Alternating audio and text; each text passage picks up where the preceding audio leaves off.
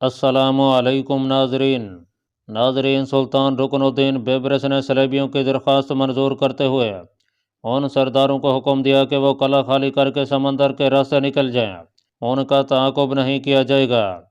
صلیبی سپاہیوں کے پاس اتنی کشتیاں نہیں تھیں کہ وہ سب کے سب فرار ہو جاتے، وہ فرار ہونے کے لیے آپس میں ہی بھیڑ پڑے۔ بے شمار صلیبی افراد خانہ جنگی کے باعث ہلاک ہو گئے۔ کیساریہ کی نصرانی رعایا نے قلعہ کا دروازہ سلطان بیبرس کے لیے کھول دیا۔ اسلامی لشکر نے قلعہ میں داخل ہوتے ہی سب سے پہلے سلطانی ہدایت کے مطابق اندرونی جنگی قلعہ مسمار کر دیا۔ اس کی بنیادیں کھود کر برابر کر دی گئیں تاکہ اس کی دوبارہ تعمیر نہ ہو سکے۔ تمام سامان حرب قبضے میں لے لیا گیا۔ قلعے کے آباد شہری حصے کو حکم دیا گیا کہ وہ سکونت ترک کرتے ہوئے یہ مقام خالی کر دیں اور کسی دوسرے آباد شہر میں چلے جائیں۔ سلطان بیبرس نے سابقہ سلطانوں کے مطابق رعیہ سے نرمی کا سلوک کیا اور جنگجو افراد کو گرفتار کر کے قیدی بنا لیا گیا۔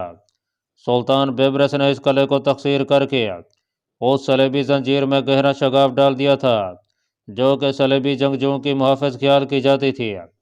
بحیرہ روم کے ساحل کے ساتھ ساتھ صلیبی جنگجوؤں نے بے شمار قلعے تعمیر کر رکھے تھے جن کا عموماً رخ خشکی کی جانب رکھا جاتا تھا۔ اس کا دفاعی فائدہ یہ تھا کہ اگر دشمن خشکی کی جانب سے ان کے قلعے کا محاصرہ کر لے تو سمندر کا راستہ بہرحال کھلا رہے۔ سمندر ہی وہ واحد ذریعہ تھا جس کی بدولت ان کا اہل مغرب سے رابطہ برقرار رہتا تھا۔ وہاں سے تازہ دم جنگجو آلات حرب اور اشیاء خوراک کی کمک بآسانی قلعے میں پہنچ سکتی تھی۔ ان تمام بندرگاہوں کے مدخلوں پر بڑے بڑے برج تعمیر کیے گئے تھے جس کے باعث خشکی کی جانب موجود افراد کا رابطہ سمندر سے کٹ جاتا تھا۔ برجوں کا سلسلہ بے حد طویل تھا جو کہ تمام قلعوں کو آپس میں مربوط و منضبط کیے ہوئے تھا۔ کیساریہ صلیبی جنگجوؤں کے دفاعی سلسلے کی پہلی کڑی تھی جو کہ سلطان بیبرس کی شمشیر خارا شگاف سے ایک ہی وار میں ٹوٹ کر بکھر گئی۔ اعلیٰ و عمدہ استحکام کے صلیبی دعوے دھرے کے دھرے رہ گئے۔ سلطان بیبرس نے غیر معمولی ذہانت اور عسکری مہارت کا بین ثبوت دیا تھا۔ اس بات کا اندازہ اس امر سے لگایا جا سکتا ہے کہ 7 روزہ محاصرے کے دوران وہاں کے قلعہ بند صلیبیوں کو کسی دوسری جانب سے مطلق کسی قسم کی کوئی مدد نہ پہنچ پائی۔ اسی طرح قلعے کی تسخیر کے بعد سلطان بیبرس نے اس کی اہمیت کے پیش نظر اس کے دفاعی استحکامات کو اندر سے اس طرح ملیہ میٹ کر دیا تھا کہ وہ اس قابل ہی نہ رہا کہ صلیبی جلد اسے دوبارہ استعمال کے قابل بنا پاتے۔ کیساریہ کی تباہی نے صلیبی حلقے میں غم و غصے کی لہر دوڑا دی۔ کیساریہ کے صلیبی سردار محفوظ مقامات پر پہنچ کر اپنے مغربی آقاؤں سے مدد و معاونت کی استدعا کرنے لگے۔ بیبرس نے کیساریہ کی تباہی کے بعد اپنے لشکر کو جنوب کی جانب کوچ کرنے کا حکم دیا۔ سلطانی افواج کی نقل و حرکت سے صلیبی قلعوں میں اضطراب پیدا ہو گیا۔ سب لوگ اپنے طور پر تیاریاں کرنے لگے۔ سلطان بیبرس نے تیز رفتاری کا مظاہرہ کرتے ہوئے ایک دوسرے مشہور قلعے ارسوف کا محاصرہ کر لیا۔ یہ نہایت ضدی اور کمینہ خصلت ٹیمپلرز کا ایک مضبوط قلعہ تھا۔ کیساریہ کے انجام کی خبر یہاں بھی پہنچ چکی تھی۔ اسلامی لشکر کو اپنے قلعے کے گرد دیکھ کر انہوں نے فوری طور پر قلعہ بندی کر لی۔ ان لوگوں نے پہلے سے ہی زبردست دفاعی تیاریاں کر رکھی تھی، اس لیے سلطانی لشکر کو یہاں اپنا مقصد حاصل کرنے میں خاصی دشواری پیش آئی۔ قلعہ ارسوف کے محاصرین نے 40 دن تک مسلسل پامردی سے مقابلہ کیا مگر خوراک کی قلت نے ان کے حوصلوں کو پست کر دیا۔ انہوں نے اپنے ہمدردوں کو خوراک کی کمی کے بارے میں آگاہ کیا مگر انہوں نے رسد فراہم کرنے سے صاف الفاظ میں انکار کر دیا کیونکہ اس وقت ہر کسی کو یہی دھڑکا لگا تھا کہ قلعہ ارسوف کے بعد سلطان بیبرس کہیں ان کا رخ ہی نہ کر لے اور وہ بھی خوراک کی قلت کا شکار ہو جائے۔ سلطان بیبرس کو جلدی خبر مل گئی کہ قلعہ ارسوف میں خوراک کی کمی کے باعث انتشار پھیلا ہوا ہے۔ اس نے جہاں بعض مملوک سپاہیوں کو حکم دیا کہ وہ بیرونی فصیل میں تیز رفتاری سے اتنا بڑا شگاف ڈالیں کہ لشکر کا بڑا حصہ اندر داخل ہونے میں کامیاب ہو جائے۔ حکم کی تعمیل میں بے حد شدت دکھائی گئی اور ایک روز کی کڑی محنت کے بعد بیرونی فصیل میں بڑا شگاف کر دیا گیا۔ سلطان بیبرس نے افواج کو شہر میں داخل ہونے کا حکم دیا۔ اسلامی لشکر صلیبی دفاعی استحکامات کو رونتا ہوا قلعے کے اندر گھس گیا۔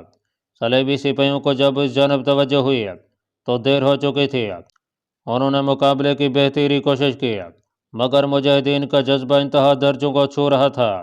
صلیبی جنگجوؤں کی مہارت ان کے جذبے کے سامنے حقیر پڑ گئی۔ کلہ اور صوف پر قبضہ ہونے کے بعد اس کے ساتھ بھی وہی سلوک دہرایا گیا جو کہ سابقہ قلعہ سے کیا گیا تھا۔ قلعہ کے استحکام کی اینٹ سے اینٹ بجا دی گئی، بلند و بالا فصیلیں منہدم کر دی گئیں اور اس کے بلند و بالا برج خواب و خیال بن کر رہ گیا۔ سلطان کچھ دن یہاں ٹھہر کر اپنے اگلے قدم کے بارے میں سوچتا رہا۔ اسلامی لشکر 2 اہم فتوحات کے بعد توقع کیے ہوئے تھا کہ یہ سلسلہ یوں ہی رکھا جائے گا اور مسلمانوں کی گردنوں پر موجود یہ صلیبی پھندا ہمیشہ کے لیے کاٹ دیا جائے گا، مگر سلطان بیبرس نے سوچ و بچار کے بعد یہ اعلان کیا کہ انہیں واپس قاہرہ لوٹنا چاہیے، ان کی عبرت کے لیے اتنا ہی کافی ہے۔ امید ہے کہ صلیبی مزید سرکشی اور شرارتیں نہیں کریں گے اور نامناسب اقدامات سے گریز کریں گے۔ مجاہدین نے اپنے سلطان کے حکم کو سر آنکھوں پر رکھتے ہوئے مخالفت نہیں کیا اور واپس قاہرہ کی جانب کوچ کیا۔ میرا نام ہی شیخ ابو صالح ہے، کہیے خاتون میں آپ کی کیا مدد کر سکتا ہوں؟ وہ قریباً 40 سال کا تھا، اس کے چہرے پر جا بجا چیچک کے داغ دکھائی دے رہے تھے۔ وہ حیرت بھری نگاہوں سے چادر میں لپٹی ہوئی اس عورت کو دیکھ رہا تھا جس نے علی صبح اس کے دروازے پر دستک دے کر اسے بیدار کیا تھا۔ ابھی صبح کی سفیدی بھی نمودار نہیں ہوئی تھی اور کہیں کہیں سے اذان کی صدا سنائی دے رہی تھی۔ چادر میں لپٹی ہوئی عورت نے گہرا سانس لیا اور دھیمے لہجے میں بولی، میرے بارے میں آپ کو شیخ رضی الدین ساکی نے آگاہ کر دیا ہوگا۔ گل خاتون، شیخ ابو صالح کے چہرے پر حیرت و شناسائی کے ملے جلے تاثرات نمودار ہوئے۔ کل وقود نے اس بات میں گردن ہلی تو اس نے سر نکال کر باہر کی طرف دیکھا، گلی میں کوئی بھی دکھائی نہیں دیا۔ اس نے گل وقوز کو تیزی سے اندر آنے کے لیے کہا۔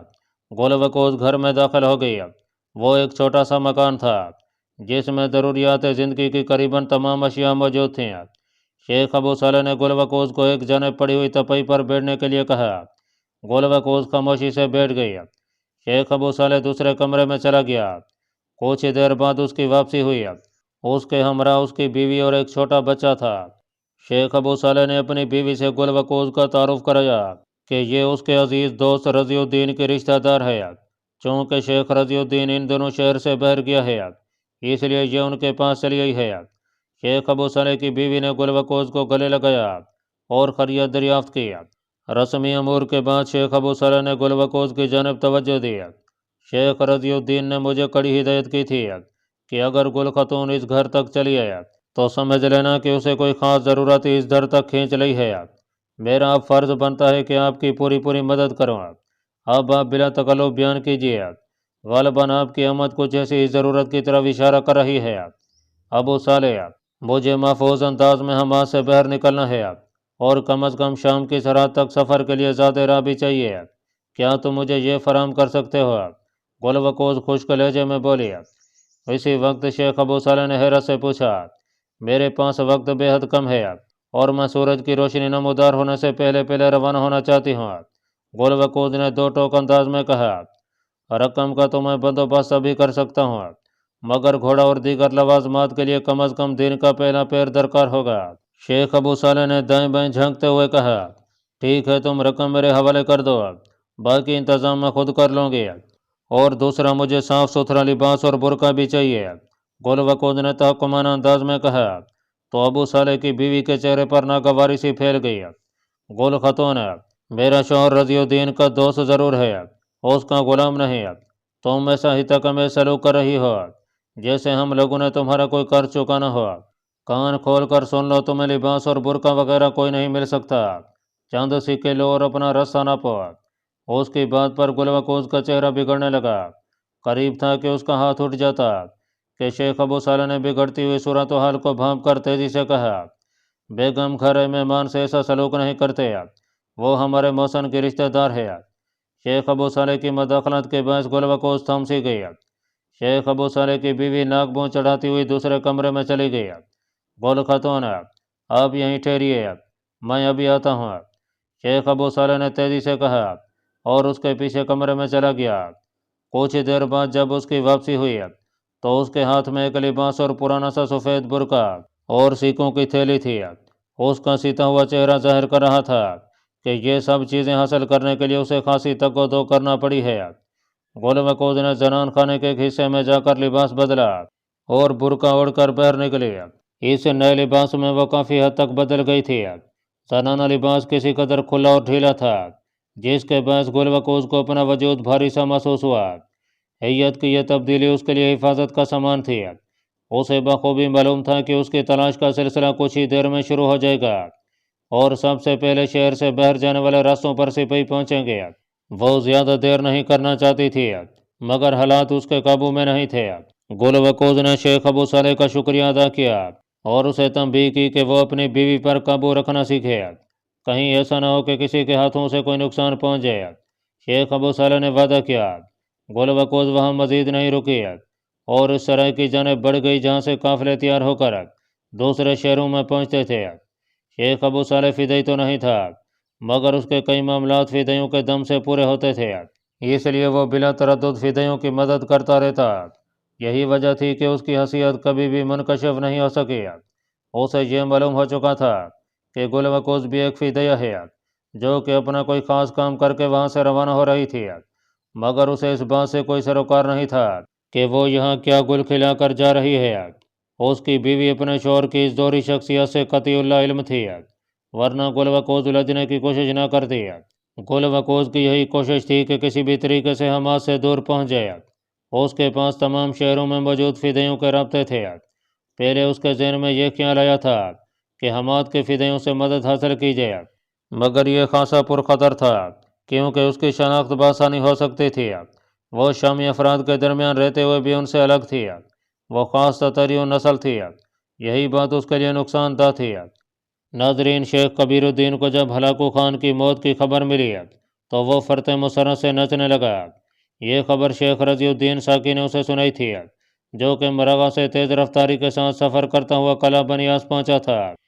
اس نے ہلاکو خان کی موت کی تصدیق کرتے ہوئے گہنانم کی کامیاب مہمات اور زہر سے ہلاکو خان کی موت کی تفصیل بھی اس کے گوش گزار دی۔ شیخ کبیر الدین نے نہایت تحمل سے تمام تفصیل سنی۔ اس نے گہنانم کی موت کو عظیم نقصان قرار دیا کیونکہ وہ واحد تتاری خاتون تھی جس کی ہر مہم کامیابی سے ہمکنار ہوئی تھی۔ اسے ذاتی طور پر بھی گہنانم کی موت پر دکھ ہوا کیونکہ وہ ایسی جاں باز فدائیہ کو ضائع نہیں کرنا چاہتا تھا، مگر حالات کی نزاکت کے باعث اس کا زندہ بچنا محال دکھائی دیا۔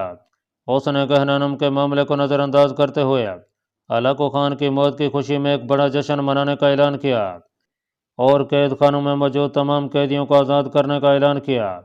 یہ دن شیخ کبیر الدین کی زندگی میں ایک نئی جہت لایا تھا۔ اسے اپنی سابقہ سلطنت کی بحالی آسان دکھائی دینے لگی۔ سلطنت کو احسان اس کے آباء و اجداد کی حکمرانی کی علامت تھی جسے ہلاکو خان نے اپنے قدموں تلے رون دیا تھا۔ ہلاکو خان کی موت کی صورت میں شیخ کبیر الدین کو امید کی کرن دکھائی دی۔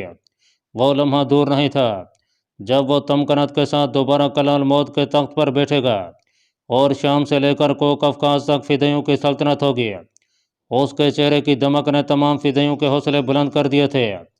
شیخ کبیر الدین نے شیخ ابو رضیہ کو حکم دیا کہ اب فیصلہ کن یلغار کا وقت قریب آ گیا ہے، انہیں بھرپور انداز میں عسکری تیاری کرنا ہوگی۔ گو کہ فدائی سلطنت کا قیام آسان کام نہیں ہے، مگر ہلاکو خان جیسے مضبوط منگول حاکم کے بعد یہ جد و جہد زیادہ دشوار ثابت نہیں ہوگی۔ شیخ کبیر الدین کی دوربین نگاہیں منگولوں کی کرولتائی کا منظر بخوبی دیکھ رہی تھیں۔ منگو خان کی موت کے بعد منگو اتحاد جس طرح پارا پارا ہو گیا تھا، ہلاکو خان کی موت کے بعد اس سلسلے کو آگے بڑھنے سے کوئی نہیں روک سکتا تھا۔ جشن کے موقع پر شیخ کبیر الدین کے عنایتیں اس قدر بڑھ گئیں کہ فدائی عمرہ کا حلقہ اس کا گرویدہ دکھائی دینے لگا۔ شیخ کبیر الدین نے بلاد شام اور دیگر علاقوں میں مقیم فدائیوں کو اپنے عسکری قلعوں میں جمع ہونے کی ہدایت کی۔ ضروری امور سے فارغ ہو کر 3 روزہ جشن کا آغاز عمل میں لایا گیا۔ یہ جشن کیا تھا؟ شراب و شباب کی رنگین محفل تھی جس میں عمراء سے لے کر فدائین تک کی روحوں کو سرشار کیا گیا تھا۔ شیخ کبیر الدین سابقہ حکمرانوں سے مختلف انداز میں فدائیوں کو استعمال کر رہا تھا۔ جنت ارضی کی لالچ کا تصور بھی دم توڑ چکا تھا۔ حشیش کے استعمال میں کثیر اضافہ کیا گیا تھا تاکہ فدائیوں کی عقل پر بے خودی کا پردہ پڑا رہے اور وہ مخصوص کفیت کے باعث سر دھڑ کی بازی لگانے سے بھی نہ چکیں۔ جشن کے اختتام پر شیخ ابو رضیہ نے اسے تنہائی میں ملاقات کی۔ وہ کسی ضروری معاملے پر اسے گفت و شنید کرنا چاہتا تھا۔ شیخ کبیر الدین کی طبیعت ان دنوں بے حد خوشگوار تھی، اس لیے اس کی آمد پر ناگواری پیدا نہ ہوئی۔ شیخ اور رئیس، آپ نے 3 دن پہلے تمام قیدیوں کی رہائی کا حکم دیا تھا، مگر اس خاص قیدی کو رہا نہیں کیا گیا، کیونکہ میرا خیال ہے کہ آپ کا ذہن اس کی جانب مبذول نہیں تھا۔ شیخ ابو رضیہ، تم کس قیدی کی بات کر رہے ہو؟ شیخ کبیر الدین نے چونک کر پوچھا۔ آپ کا پرانا محسن متی الدین ہے، جسے خاص زندہ میں بند کیا گیا ہے۔ تم نے اچھا کیا کہ اسے آزاد نہیں کیا، اس کا خیال تو میرے ذہن سے اتر گیا تھا۔ شیخ کبیر الدین تیزی سے بولا۔ شیخ ابو رضیہ اپنی آسن کارکردگی پر پھولے سے نہ سمایا۔ اب اس کے بارے میں کیا حکم ہے؟ متی الدین نے اس دورانی میں کسی کو تنگ تو نہیں کیا؟ تنگ تو نہیں کیا، البتہ اس کے تیور کچھ اچھے معلوم نہیں ہوتے۔ وہ حقیقتاً بہادر ہے اور میں بہادروں کی قدر کرتا ہوں۔ میں اسے اپنے ساتھ رکھنے کا خواہش مند ہوں، مگر وہ گل وقوز کے چکر میں بے وقوف بنا بیٹھا ہے۔ شیخ کبیر الدین کے لہجے میں تعصب تھا۔ شیخ ابو رضیہ نے اس پر کوئی تبصرہ نہیں کیا۔ تم ایسا کرو کہ چند دن تک اسے میرے سامنے پیش کرنا، میں اس کا کوئی بندوبست کرتا ہوں، شاید اس کے ذریعے میرا کام نکلے۔ شیخ کبیر الدین نے کچھ سوچتے ہوئے کہا۔ شیخ ابو رضیہ چونک کر اس کی صورت دیکھنے لگا۔ وہ اندازہ لگانے کی کوشش کر رہا تھا کہ شیخ کبیر الدین متی الدین سے کیا کام لینے کا ارادہ رکھتا ہے، مگر اسے کامیابی نہ ہو سکی۔ اسی لمحے غلام نے بازیابی کی اجازت چاہی۔ شیخ کبیر الدین غلام کی صورت دیکھ کر تذبذب کا شکار دکھائی دیا۔ کہو فدائی، شیخ الرئیس کے آرام میں مداخلت کا کیا سبب ہے؟ شیخ ابو رضیہ نے دریافت کیا۔ غلام نے تعظیم دیتے ہوئے جواب دیا۔ قلعہ بنیاس میں کچھ دیر پہلے ایک فدیہ داخل ہوئی ہے اور وہ فوراً شیخ کبیر الدین سے ملاقات کرنا چاہتی ہے۔ میں نے اسے کل صبح کے لیے کہا تھا، مگر وہ فوری ملاقات کے لیے بازید ہے۔ کون فدائی؟ شیخ کبیر الدین کچھ نہ سوچ پایا۔ شیخ الجمال، وہ اپنا نام گل وقوز بتاتی ہے، غلام نے وضاحت کی۔ شیخ کبیر الدین گل وقوز کا نام سن کر یوں چونکا جیسے یہ کسی عجیب چیز کا نام ہو۔ شیخ ابو رضیہ کا چہرہ بھی تعجب زدہ رہ گیا۔ گل وقوز تو حمات میں مقید تھی، اس کی قلعہ بنیاس میں اچانک آمد کئی سوالوں کو اٹھا رہی تھی۔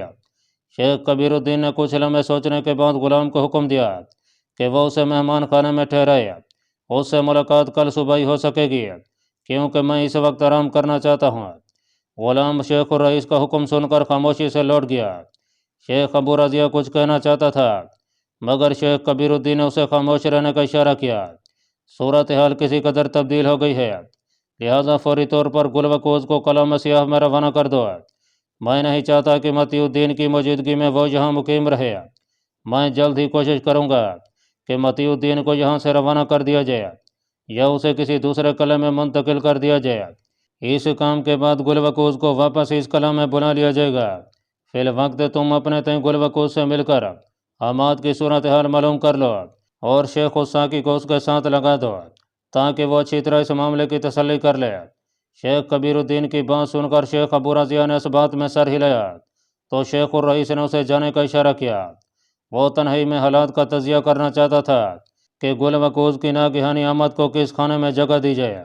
ناظرین، 664 ہجری کے حوالے میں قاہرہ سے سلطان رکن الدین بیبرس کی عدم موجودگی کے باعث کئی فتنوں کو سر اٹھانے کا موقع مل گیا۔ سلطان رکن الدین بیبرس مملوک افواج کے ساتھ صلیبی مہم پر روانہ ہو چکا تھا اور قاہرہ کا میدان خالی تھا۔ یوں تو قاہرہ کا انتظام معتمد خاص امیر فخر الدین لقمان کے سپرد تھا، مگر وہ سلطان بیبرس جیسا اہل شخص نہیں تھا۔ اس کا دائرہ کار مخصوص قسم کے معاملات تک محدود تھا۔ حاسد اور فتنہ پرور امراء کی جماعت نے قلعہ جبل کا رخ کیا اور خلیفہ الحاکم بامر اللہ کے گرد نشست سنبھال لیا۔ خلیفہ الحاکم بامر اللہ ان افراد کی آمد و رفت سے قطعی نہیں سمجھ پایا کہ وہ لوگ کیا چاہتے ہیں۔ کئی خوش آمدی اور چاپلوس افراد نے ایسے احکامات کے نامے حاصل کیے جنہیں سلطانی حکومت یکسر مسترد کر چکی تھی۔ ان لوگوں نے خلیفہ الحاکم بامر اللہ کی سادہ لوئی سے فائدہ اٹھاتے ہوئے نشست میں مذہبی مسائل کی بحثیں چھیڑ دیں اور علماء کو آپس میں بھڑا دیا۔ بلاد مصر میں حنفی، شافعی، مالکی، حنبلی اور شیعہ مسلک کے سبھی لوگ مقیم تھے۔ تخت خلافت قرار پانے کے بعد کئی یکتا روزگار افراد نے قاہرہ کو رخ کیا اور جلد ہی خلیفہ الحاکم کے دربار میں اعلیٰ مناصب حاصل کر لیے تھے۔ مصری امراء کی منفی کوششیں بہت جلد رنگ لیں اور دربار خلافت میں علماء ایک دوسرے کو برملا برا بھلا کہنے لگے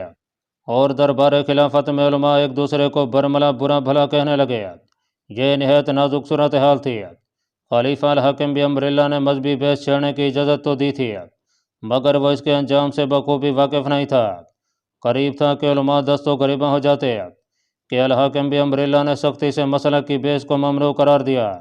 اب چونکہ دیر ہو چکی تھی لہذا خلیفہ کا حکم زیادہ مؤثر ثابت نہ ہو سکا۔ یہ بات زیادہ دن دھکی چھپی نہ رہ سکی اور امیر فخر الدین لقمان کے کانوں میں جا پڑی۔ اس نے فوراً خلیفہ سے ملاقات کی اور تمام صورتحال کا جائزہ لیا۔ اپنی ذہانت کے مطابق اس نے اعلان کیا کہ اگر بلاد مصر میں کوئی عالم مسلک پر ایک دوسرے کو برا بھلا کہتا ہوا دکھائی دیا تو اسے بلا تاخیر موت کی سزا سنا دی جائے گی۔ اس کے ساتھ ساتھ اس نے کئی حاسد عمرا کی بھی گوشمالی کی۔ وہ امیر فخر الدین لقمان کے سلوک سے بفر سے گئے۔ انہوں نے بظاہر کسی رد عمل کا مظاہرہ نہیں کیا مگر در پردہ خلیفہ الحاکم بن امر اللہ کے پاس جانا ترک نہیں کیا۔ کچھ ہی عرصے میں حالات نے ایک نئی کروٹ لی۔ ان عمرا نے دربار خلافت سے نکل کر عام رعیت کو کچھ ایسا تاثر دینا شروع کر دیا کہ جس سے یہ معلوم ہوتا کہ خلیفہ لا دین ہو چکا ہے۔ کبھی اس کے شافی ہونے کی افواہ گردش کرتی تھی تو کبھی مال کی۔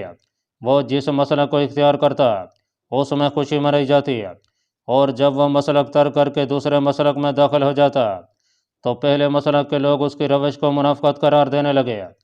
یہ سب کچھ اس انداز میں کیا گیا کہ منتظم قہرہ بھی اس بات کا کھوج نہیں لگا پائے کہ ان افواہوں کو پھیلانے کے پیچھے کس کا ہاتھ ہے، جبکہ خلیفہ الحاکم بن امر اللہ ان سب باتوں سے بے خبر قلعہ جبل میں بیٹھا عمرا کی مجالس میں مشغول تھا۔